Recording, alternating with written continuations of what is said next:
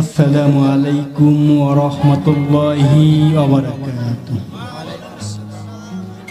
চিন্তা করে দেখো না কবরে কি যাইবানা, চিন্তা করে দেখো না কবরে কি যাইবানা, চিন্তা করে দেখো না কবরে কি যাইবানা, চিন্তা করে দেখো না কবরে কি যাইবানা, চিন্তা করে দেখো না কবরে কি যাইবানা।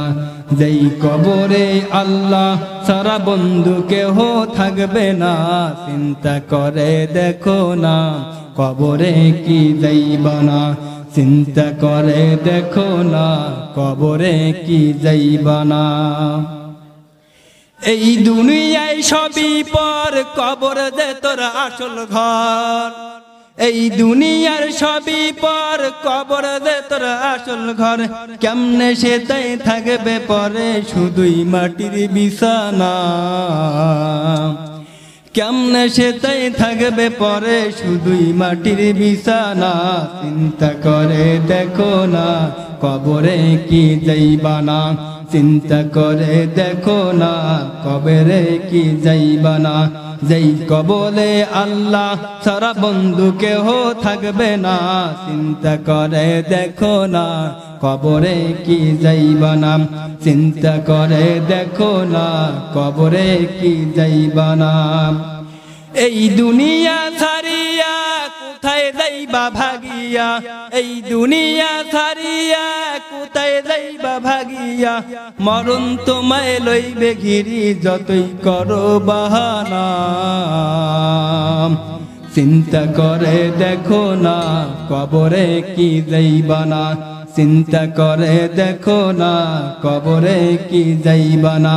যেই কবরে আল্লাহ সারা বন্ধু কেহ হইবে না, চিন্তা করে দেখো না কবরে কি যাইবানা, চিন্তা করে দেখো না কবরে কি যাইবানা।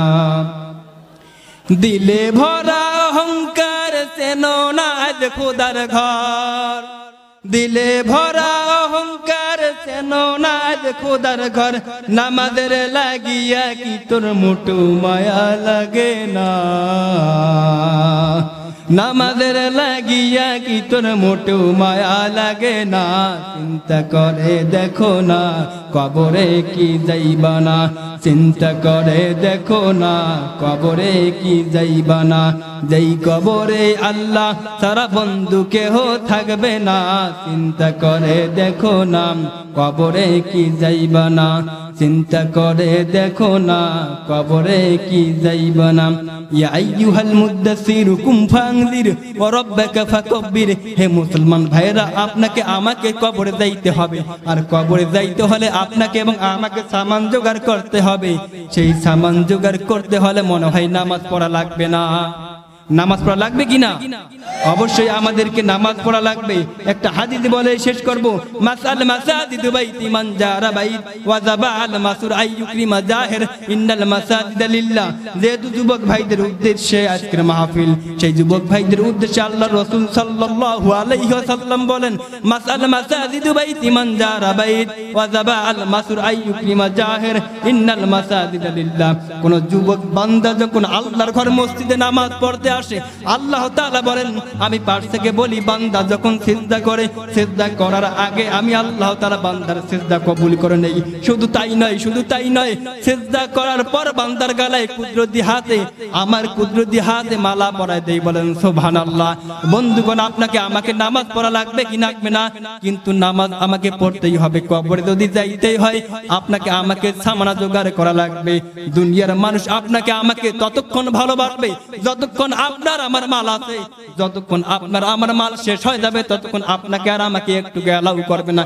এই কারণে আপনার কবরে আমার কবরে যদি আমাকে যাইতেই হয় তাহলে অবশ্যই সামানা জোগাড় করা লাগবে, ঠিক না বেঠিক?